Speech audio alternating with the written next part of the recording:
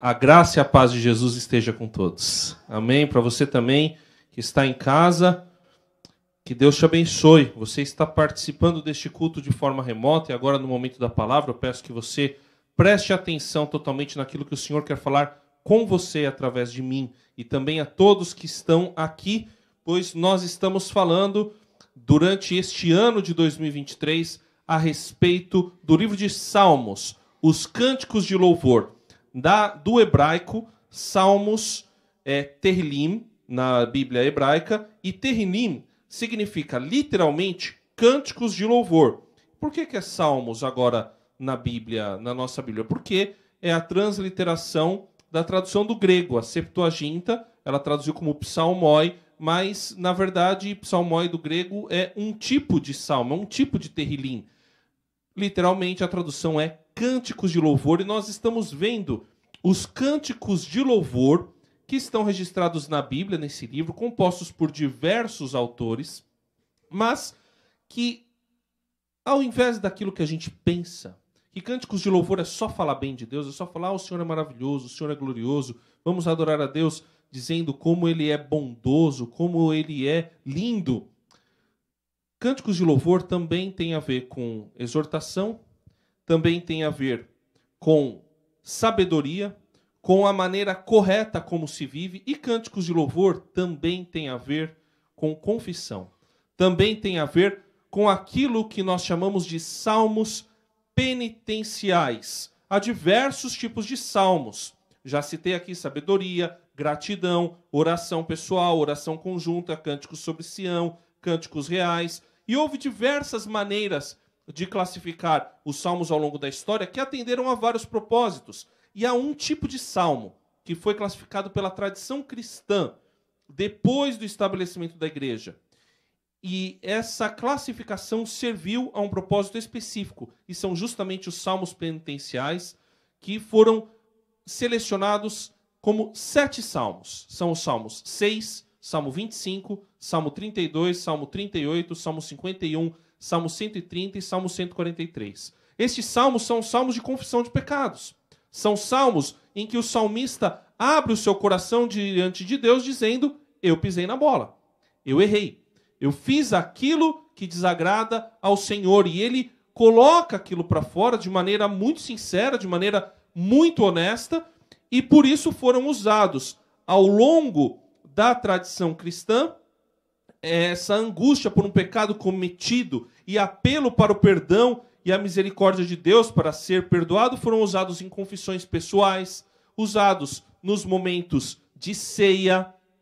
E aí pode ficar a pergunta, poxa vida, o pessoal selecionou todos esses salmos aí, né, que são parecidos. Por que eles não estão juntos na Bíblia hebraica, na Bíblia antiga? Porque a edição original ela tinha outro objetivo. Ela dividiu os salmos em 5 livros. O livro 1, livro 2, nós estamos agora no livro 2, tem o livro 3, 4 e 5. Desses 5 livros, há salmos com o mesmo tema que estão juntos. Por exemplo, os chamados salmos de peregrinação, que estão lá, do 120 ao 134, você encontra os que são chamados de salmos de peregrinação. Agora, não é só o tema que define a edição, a maneira como foram organizados os salmos. Há outros propósitos para isso. E um dos propósitos é a sequência litúrgica, a sequência do culto. Uma sequência que tem uma lógica para ensinar nos momentos de reunião coletiva. No Antigo Israel e até atualmente nas sinagogas, a Bíblia hebraica é lida em sequência. Então hoje vai ler o Salmo 1, domingo que vem, no caso de uma sinagoga, sábado que vem, lê-se o Salmo 2, 3 e assim por diante. E aí, existem alguns salmos que fazem todo sentido, lógico, quando lidos em sequência. Um exemplo muito bonito é entre os Salmos 50 e 51. Quando você olha para o Salmo 50, ele começa, fala ao poderoso o Senhor Deus, e chama a terra desde o oriente até o ocidente, desde Sião, excelência de formosura. O nosso Deus vem e não guarda silêncio, à frente dele vem um fogo devorador, e ao seu redor ruge grande tormenta. Aí ele diz, congreguem os meus santos, os que comigo fizeram aliança por meio de sacrifícios, Os céus anunciam a sua justiça, porque é o próprio Deus que julga. Escute, meu povo, e eu falarei. Ó Israel, eu testemunharei contra você. Eu sou Deus, o seu Deus. É um salmo de acusação. É um salmo de advertência, em que Deus coloca na cara do povo de Israel o seu pecado. Coloca diante de Israel os seus erros, as suas fragilidades, a quebra da aliança. A quebra principalmente dos princípios morais, dos princípios éticos, que era cometida por Israel e é cometida por nós até hoje. Deus faz assim, ó, tá. Exalta a sua soberania diante da terra, exalta o seu caráter, exalta a sua santidade no Salmo 50. E na sequência, é muito bonito isso. O que tem? O Salmo 51.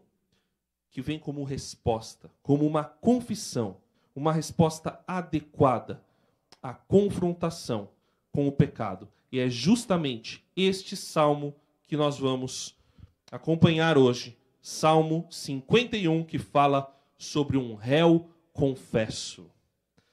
Lembrou de uma música? Não é pecado lembrar dessa música. Tem uma música conhecida do Tim Maia em que ele se confessa diante de uma mulher do erro que ele cometeu.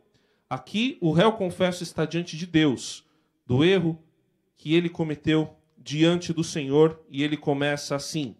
Ao mestre de canto, Salmo de Davi, quando o profeta Natã foi falar com ele depois de ele ter estado com Batseba. Compadece-te de mim, ó Deus, segundo a tua benignidade, e segundo a multidão das tuas misericórdias, apaga as minhas transgressões. Lava-me completamente da minha iniquidade e purifica-me do meu pecado. Senhor, estamos aqui diante do Senhor, em primeiro lugar, reconhecendo que nós somos pecadores. Como disse o irmão Elcio, Pai, que nós temos pensamentos maus e queremos aqui colocá-los diante do Senhor, Pai, confessando essa nossa fragilidade e querendo ouvir do Senhor. Em nome de Jesus, fala através de mim, fala através da tua palavra. Em nome de Jesus oramos. Amém. Então, quando você lê esse salmo, e vários salmos têm isso, ele tem uma indicação até grande. Antes de começar o salmo, essa indicação está no original em hebraico. Ela conta uma história que antecede a obra. A história que é o contexto dessa obra. Toda a obra, ela tem uma história por trás. Algum contexto do autor. E é muito interessante quando você vai estudar uma obra de arte, você conhecer o contexto no qual aquela obra foi feita. E é o caso do Salmo 51.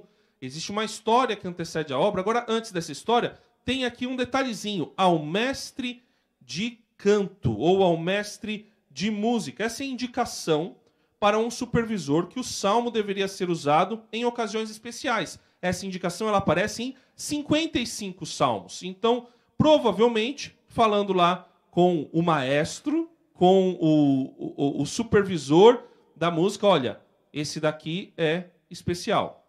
Então, presta atenção nesse salmo, que existe uma ocasião, por exemplo, Yom Kippur, que é o dia do perdão. Então, é uma probabilidade. Outra probabilidade que eu achei muito bonita é que esse é o mestre de canto, seria, do original, ele teria a ver com a misericórdia de Deus. E encaixa muito bem com esse salmo, como se fosse um apelo à misericórdia de Deus. Como ele aparece em outros salmos, e em 55 salmos, o pessoal prefere ficar com essa sugestão. Mas a história que vem depois é a história de Davi com Batseba. Quantos aqui lembram dessa história? Quem já leu a Bíblia é difícil de esquecer dessa história, porque ela é revoltante. Davi, o maior rei de Israel, depois de ter alcançado praticamente a paz, estava com o seu reino chegando perto do seu auge, não tinha alcançado o auge, chega um momento, a Bíblia diz, em que os reis saíam para a guerra. Ou seja, era o momento em que o rei não devia ficar no seu palácio, ele devia liderar o povo na guerra. Ele deveria liderar o povo na luta, na batalha, ou para defender o território, ou para resolver alguma situação. Ele deveria estar lá. E onde está Davi? No terraço do seu palácio, caminhando. E, de repente, os olhos de Davi se voltam para uma mulher que está tomando banho, Batseba. Ele olha para aquela mulher, ele acha aquela mulher atraente, e ele é o rei, então ele pede para trazerem aquela mulher. E ele tem relações com aquela mulher. Ele era casado, aquela mulher era casada. Só que a coisa fica pior. A mulher engravida. E o marido daquela mulher, um hitita, Urias, estava na guerra. Era um oficial. E é engraçado que ele é hitita, ele é estrangeiro. Então Davi fala, traz hitita para descansar aqui. Aí ele vira para ti, traz Urias para descansar. Urias, vem cá, alegra-se um pouco com a sua esposa, dorme aqui com ela. A ideia, óbvio, era que Urias, tendo relação, vai nascer a criança não é minha, a criança é de Urias, está resolvida a situação. O que Urias faz? Os meus amigos estão na guerra. Eu não posso me alegrar com a minha mulher enquanto o pessoal está morrendo na guerra. Ele dorme na porta do palácio. Então, Davi, eu preciso resolver a situação. Pega a carta, entrega para Urias entregar a carta ao general do exército. Urias entrega a carta ao general do exército e na carta está escrita a sentença de morte de Urias. Ele deveria ficar na frente da invasão de uma cidade fortificada. Ficar na frente da invasão de uma cidade fortificada é ser aquilo que popularmente se conhece como bucha de canhão. É o soldado que vai entrar no campo minado na frente de todo mundo para poder abrir caminho. E acontece isso, Urias morre. Urias é morto nessa cidade fortificada e Davi, até como um ato de bondade, pega Batseba, havia ficado viúva, ia ficar desolada, então trouxe ela para ser sua esposa. É absolutamente revoltante. Você quer matar Davi quando você lê essa história. Aí, aconteceu isso, o profeta Natã chega. Essa história está em 2 Reis, capítulos 11 e 12, tá? Desculpa, 2 Reis não, 2 Samuel. 2 Samuel, capítulos 11 e 12, se quiser anotar na sua Bíblia, se não tiver aí. 2 Samuel 11 e 12. Natã chega para Davi e fala, conta uma história. Olha, tinha um homem que tinha uma cabra, e veio outro homem e matou por causa daquela cabra e tal. Aí Davi fica revoltado e fala, quem é esse ladrão aí? Traz ele aqui que ele tem que morrer. Natã vira para ele e fala, ladrão é você. Eu imagino Natã, porque Deus simplesmente incomoda Natã e fala, ó, Davi pecou, vai lá acusar ele do pecado. E Natã pensou, eu vou falar isso para o rei de Israel, que está vencendo todas as batalhas, matou um gigante, o que ele vai fazer comigo? Então ele conta essa história para fazer com que Davi caia em si. E o que é impressionante é que há outros reis na história de Israel que são acusados dos seus pecados. E poucos deles, assim, realmente, verdadeiramente se arrependem. Depois que Natã chega para Davi, o profeta Natã fala, você é o ladrão, você é o assassino, Davi olha para Natã e fala, pequei contra o Senhor. Você já teve a sensação de um ônibus caindo na sua cabeça quando você é confrontado com o seu pecado? É isso que acontece com Davi. O mundo ruiu e ele se toca que ele pecou. Tem mais coisa nessa história depois, mas o contexto é esse. E Davi, desesperado, porque ele se toca da seriedade, da gravidade do seu pecado, Davi faz, então, uma súplica honesta. Compadece-te de mim, ó Deus, segundo a tua benignidade, segundo a multidão das tuas misericórdias. Apaga as minhas transgressões, lava-me completamente da minha iniquidade e purifica-me do meu pecado. Esse início, essa introdução que aparece aqui, porque esse salmo é composto de uma introdução, aí ele tem estrofes que são 5 versos, 3 versos, 3 versos, 5 versos, e por fim 2 versículos finais de conclusão, uma conclusão muito bonita. Esses 2 primeiros versos são um apelo inicial a 2 realidades, invocando 2 realidades que são contrastantes. A primeira realidade é a realidade do amor de Deus. É mostrado aqui pelo que poderiam ser considerados 3 sinônimos ou 3 aspectos do amor. O primeiro aspecto é a compaixão. Ele pede, compadece-te de mim. Estou nu diante do Senhor. Estou sem recursos. Acabou, estou encurralado. Não tenho outra alternativa senão tenha compaixão de mim. Segundo aspecto, segundo sinônimo do amor, é a benignidade. E é muito interessante falar sobre a benignidade. Algo interessante que eu li é que a benignidade aqui tem a ver com a aliança que Deus fez com o povo de Israel. Deus faz aliança com o povo de Israel por causa da sua benignidade. Outros podem falar da bondade, mas a benignidade é algo mais ativo. É uma bondade ativa, é uma predisposição para fazer o bem. E, por fim, a misericórdia, que a gente sabe, conhece, que é não se dar aquilo que outra pessoa merece. E o salmista fala da multidão das misericórdias, a infinita misericórdia de Deus. E ele pede, então, apelando para a segunda realidade. A primeira realidade é o amor de Deus. O amor de Deus que é compassivo, benigno e misericordioso. A segunda realidade é a situação humana. E qual que é a situação humana? Ela tem a ver também com 3 aspectos. O primeiro aspecto é a transgressão. A transgressão que Davi pede para que ela seja apagada. Aqui a figura é realmente de passar uma borracha. Apagar. Deletar o arquivo. Essa é a ideia. A segunda é a iniquidade, que ele pede para ser lavado. É a figura de uma lavagem de roupa.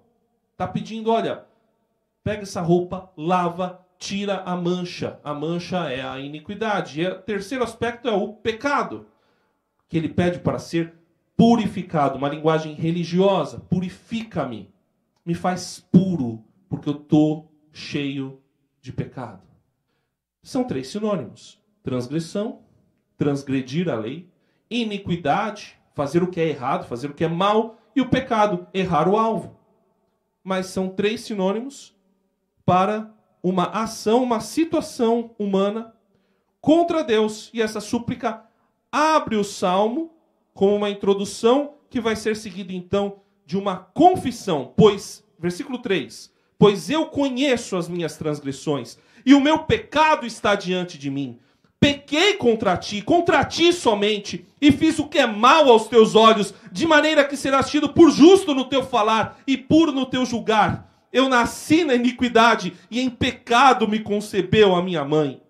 É quase impossível ler esse salmo e não se sentir completamente contrito diante do Senhor. Porque o pecado do ser humano, ele é cometido contra Deus. Davi destruiu uma família. Davi adulterou, acabou com o casamento de uma mulher. Davi engravidou aquela mulher. Davi matou um soldado leal do seu exército. Davi mentiu e encobriu o seu pecado. O pecado de Davi foi contra uma mulher, foi contra um homem, foi contra o seu povo. Mas, acima de tudo, o pecado de Davi foi contra Deus. E Davi tem plena consciência disso. O pecado que a gente comete, a princípio é contra outra pessoa. Você mente. Você fala mal de alguém. Você xinga a pessoa que te fechou no trânsito. Você sonega o imposto de renda do governo. Você maltrata os seus familiares. Você rouba. Você adultera. Tudo isso, pecados cometidos contra as pessoas ou contra o seu próprio corpo. Mas no fim das contas, na última instância, todo pecado, meu irmão e minha irmã, é cometido contra Deus. Por isso que ele fala, contra ti, Senhor, somente pequei. E você só vai encontrar o verdadeiro arrependimento se você tiver plena consciência de que as suas atitudes transgressoras são contra o Senhor do universo, são contra o Deus que você chama de Pai, o Deus a quem você ama, o Deus a quem você quer servir. Então, um passo importante para você confessar e realmente se arrepender do seu pecado é ter plena consciência que ele é contra Deus. Ele é contra Deus. Davi reconhece isso. Porque o seu pecado o confronta. O seu pecado o incomoda. Ele fala, o meu pecado está diante de mim. Eu conheço as minhas transgressões. Eu sei o que eu fiz. E ele reconhece que a condenação dele é justa. Serás tido por justo no teu falar e puro no teu julgar. Se eu for morto, o Senhor está certo. O verdadeiro arrependido, pecador que está arrependido mesmo, ele reconhece que merece punição e não reclama quando ela vem. Sabe aquele negócio? Que a pessoa chega para você e fala, eu errei, mas foi porque você falou, né, muito bravo comigo. Então eu fui lá e pisei na sua orelha. Você foi muito zangado comigo, por isso eu te roubei. Poxa vida, você me fechou no trânsito, por isso eu fui e dei PT no seu carro. A culpa foi sua. Não, irmão. Pecador verdadeiramente arrependido reconhece o que fez e que precisa pagar o outro carro, que precisa arrumar a situação, que precisa responder pelo que fez. E ponto. E Davi fala, pequei contra o Senhor. E você tido o julgamento do Senhor é justo. E Ele está certo em me punir. Essa é a atitude de alguém arrependido. E, acima de tudo, Davi reconhece que ele nasceu na iniquidade. E em pecado me concebeu minha mãe. Muito importante, rapidinho, falar disso daqui. Ele, quando fala que ele nasceu na iniquidade, pecado concebeu sua mãe, não foi porque a mãe cometeu um adultério e então ele nasceu por causa desse pecado. Não. Ele é pecador desde o seu nascimento. Ele reconhece que desde o dia em que ele nasceu, ele comete pecado. Ele está inclinado para o pecado. Aqui já mostra aquilo que a gente chama de pecado original. Todo ser humano nasce pecador. Não adianta você simplesmente pensar, puxa vida, isso é uma coisa muito ruim. Já conheci pessoas que falaram, eu não consigo me perdoar porque eu não acredito que eu era capaz de fazer aquilo. Meu querido, você é capaz de muito pior. Você tem potencial para ser um monstro. Porque o pecado é uma realidade que está conosco desde que nós nascemos. Nós temos essa inclinação para o mal. É o que a Bíblia chama, Paulo vai chamar principalmente de natureza pecaminosa ou carne. É isso. É a inclinação para fazer o que é errado. É você pegar um bolo de chocolate que é para o aniversário, colocar em cima da mesa, virar para a criança de 3 anos, de 5 anos, de 7 anos e falar, não coma. Pior coisa que você fez. Não é verdade, pais? Pior coisa que você fez. Vai subir, vai escalar, vai dar um... Vai na hora, vai descer o escalador ali, o alpinista, e puf, vai pegar o bolo onde é que você tenha colocado. É a transgressão. É a transgressão que faz parte da gente, infelizmente. É outra coisa que a gente precisa reconhecer. A transgressão faz parte da gente. Para a gente alcançar o arrependimento, a gente precisa reconhecer que a transgressão faz parte da gente. Não adianta você falar que você é bom. Amanhã eu não vou fazer mais. Não, amanhã você pode fazer pior. O arrependimento é você reconhecer que não dá conta sozinho. Aí você alcança o verdadeiro arrependimento. Por isso que Davi fala, eu nasci na iniquidade, em pecado me concebeu minha mãe. E ele continua. E agora, depois de descer no fundo do poço, ele vai subindo a ladeira, dizendo, eis que te agradas da verdade no íntimo, e no oculto me fazes conhecer a sabedoria. Purifica-me com hisopo e ficarei limpo. Lava-me e ficarei mais alvo do que a neve. Faze-me ouvir júbilo e alegria para que exultem os ossos que esmagaste. Esconde o teu rosto dos meus pecados e apaga todas as minhas iniquidades. Após a confissão, vem a purificação. Outro passo importante no arrependimento é você não ficar simplesmente no pó. Você pede a purificação. Apesar do pecado, Deus sempre procurou no coração do salmista a verdade. Por isso que ele fala, eis que te agradas da verdade no íntimo, e no oculto me fazes conhecer a sabedoria. Eu sei que dá para ser bom. O Senhor coloca em mim a bondade. Eu tenho a realidade da transgressão, mas eu também tenho a realidade de saber o que é certo. Aliás, eu só transgrido porque eu sei qual que era a coisa certa a se fazer. E no íntimo, o salmista sempre soube que estava errado. Verdade é que nós sempre sabemos quando estamos indo para o pecado. Quanto mais a gente se aproxima de Deus, mais consciência a gente vai tendo da proximidade do pecado, de quando o pecado está perto. Por isso que quando você virou crente, quando você se converteu, quando você virou discípulo de Jesus, veio uma sensação excelente de estar com Deus, mas também, na sequência, veio uma sensação muito esquisita, porque você começa a se incomodar com as coisas que você faz. É que você foi renovado. E agora o Espírito Santo incomoda você quando você vai para o lado errado, quando você vai para longe de Deus. E o salmista reconhece isso. Então ele pede para que haja um elemento purificador, que é o hisopo. O hisopo era um elemento purificador utilizado nas cerimônias, utilizado para purificar, para lavar o sacrifício. Então ele pede: purifica-me com hisopo, lava-me e ficarei mais alvo que a neve. Eu vou explicar esse trecho, porque esse trecho aqui, incrivelmente, causou polêmica. Com algumas pessoas dizendo que havia um hino, que é justamente alvo mais que a neve, alvo mais que a neve, sim, por teu sangue lavado, mais alvo que a neve serei. Alguns dizendo que este hino era racista.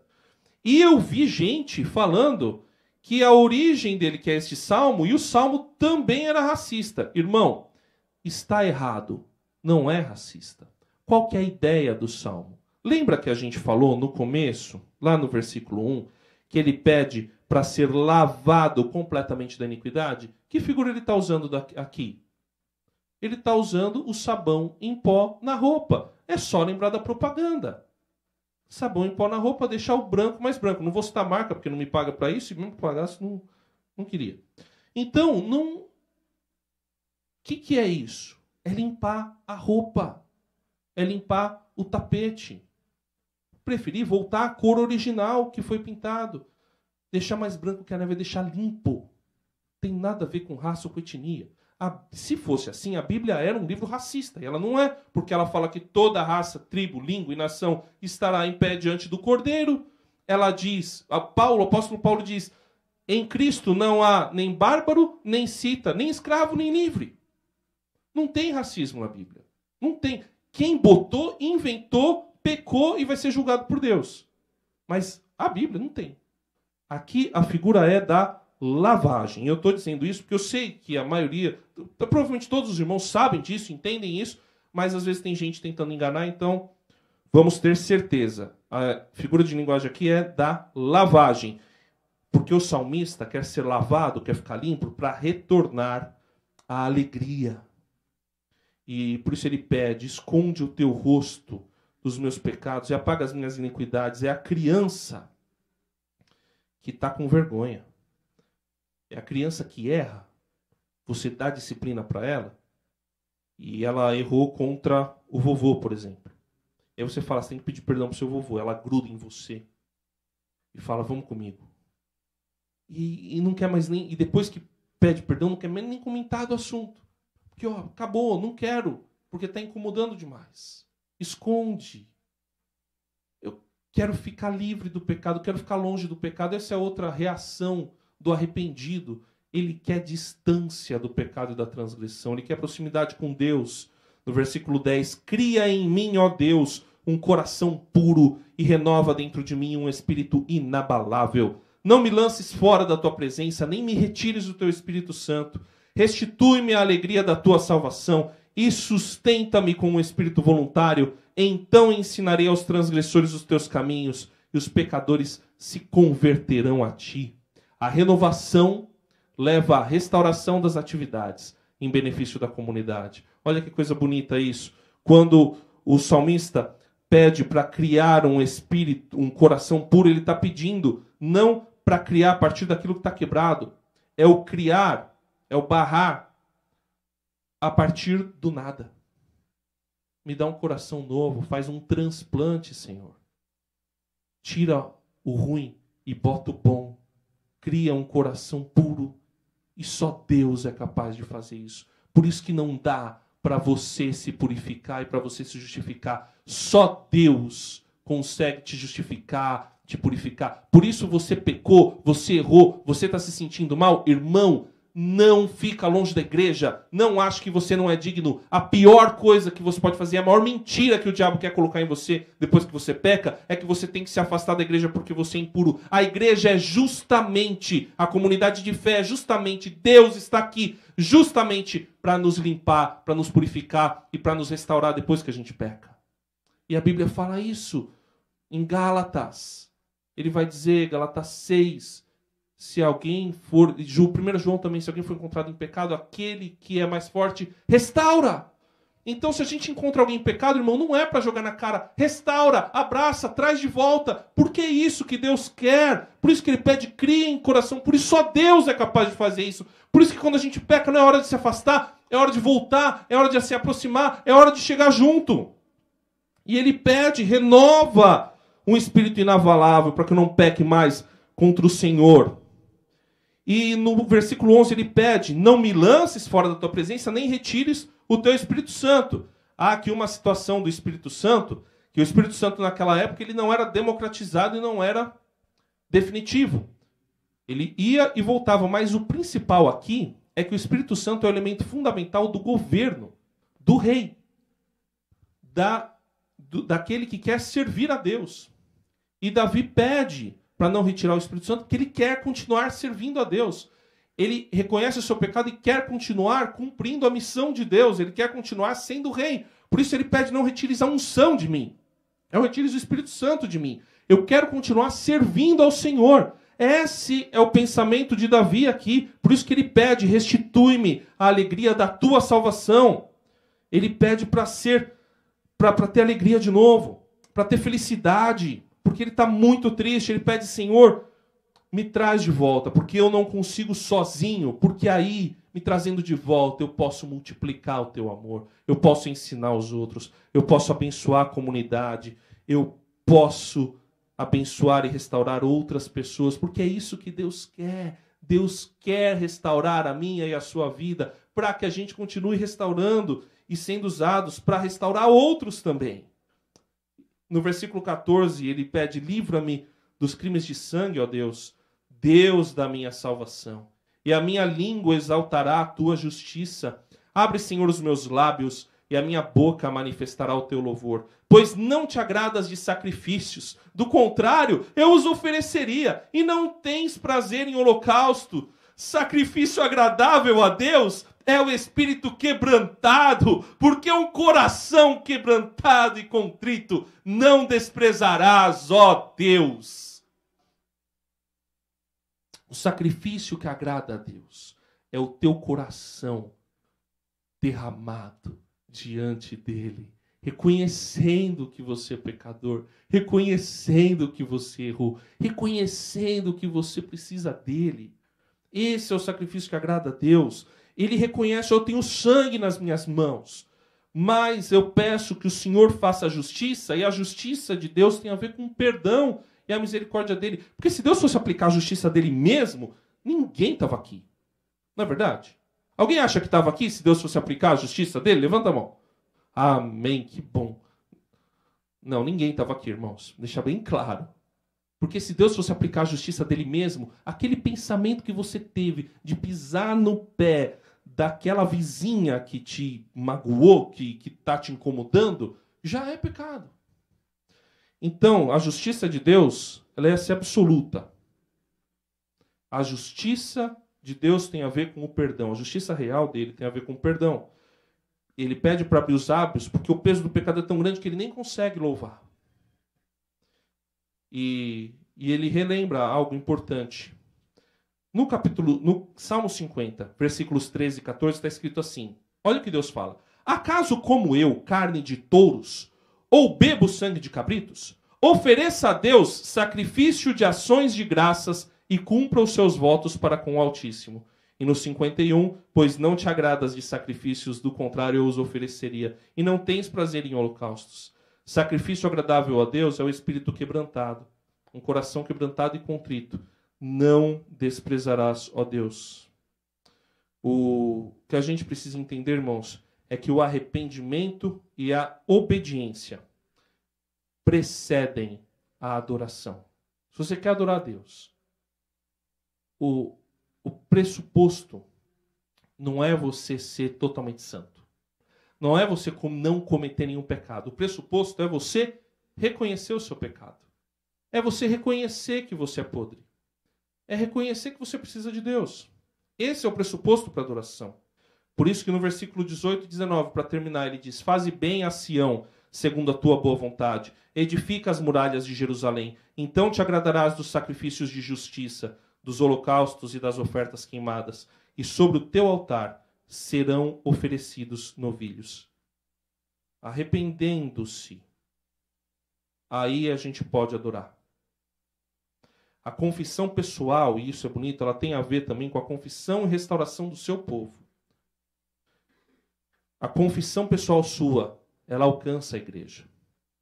E arrependido do seu pecado, o salmista reconhece que foi cometido primeiro contra o Senhor e suplica pela misericórdia baseada na bondade de Deus, reconhecendo que a adoração que agrada a Deus é a contrição e a busca por mudança, não o sacrifício e a obediência legalista. Para resumir, vou pedir para que os diáconos já comecem a vir aqui à frente. Um esquema que pode resumir esse salmo é, em primeiro lugar, confissão. Confessar o pecado, reconhecer que errou. Seguido pela purificação, a limpeza, que é feita pelo sangue de Jesus. Não existe outra coisa que possa te purificar a não ser o sangue de Cristo. E é através desse sangue que ele fez uma nova aliança com a gente, escrevendo a lei nos nossos corações e nos dando o Espírito Santo. Jesus morreu e ressuscitou pela gente para poder nos dar nova vida, para poder nos purificar. Essa purificação nos renova. Nós somos renovados pela purificação do sangue de Jesus. E renovados, então, nós podemos adorar, nós podemos exaltar, nós podemos edificar, nós podemos evangelizar. Agora, isso aqui pode acontecer de uma vez. Isso aqui pode acontecer hoje. Isso aqui pode acontecer agora. Porque, irmão, você veio aqui para tomar ceia, mas você tem que entender que não há atitude ou ritual que possa pagar o nosso pecado. Jesus já pagou o nosso pecado. Ele nos perdoa. O problema é que às vezes nós não nos perdoamos. Você pode não ter se perdoado, mas, meu irmão, isso é bobagem. Deixa eu te falar, Deus já te perdoou. Sabe a mágoa que seu pai sente de você, que sua mãe sente de você? Deus já perdoou você. Você é livre e pode pedir perdão. Você também é livre para perdoar, porque Deus perdoa o seu pecado. Aquele erro que você cometeu, aquela coisa que te incomoda, irmão, coloca diante de Deus e Ele já perdoou. Se perdoe também. Eu sofri muito por não me perdoar. Eu perdi muito por não me perdoar. Graças a Deus, pelos pastores que me acompanham e que disseram: André, você precisa se perdoar. Eu quero publicamente agradecer meu pai, porque muitas vezes ele falou para mim: Deus já te perdoou, perdoe-se também. Eu digo hoje para ele, para todos aqui, pastor Wagner, para todas as lideranças, para todos vocês: meu irmão, Deus já te perdoou. Antes que a palavra chegasse à boca, Deus já te perdoou. Quando você estava cometendo pecado, Jesus já tinha morrido na cruz por você. E Ele quer te transformar em nova criatura para que você não cometa mais o pecado. A ceia em si não resolve se você não tiver o coração contrito diante de Deus. Agora, se o coração está contrito, se o coração busca Deus, Ele perdoa, Ele restaura, Ele renova, Ele purifica. Porque não tem o que você faça para alcançar o perdão já está alcançado pelo sangue de Jesus na cruz. Por isso eu quero te convidar a confessar o seu pecado agora. Abaixe sua cabeça. Em primeiro lugar, eu quero convidar aquele que nunca fez uma oração de confissão do pecado a fazer comigo, se você quiser. Ore assim: Senhor meu Deus, eu reconheço que sou pecador. Eu reconheço que sem o Senhor eu não vou para lugar nenhum. Eu reconheço que só pelo sangue de Jesus eu posso ter perdão. e vida eterna. E eu recebo agora Jesus como meu Senhor e Salvador, para receber o teu Espírito Santo. Em nome dele eu oro. Amém.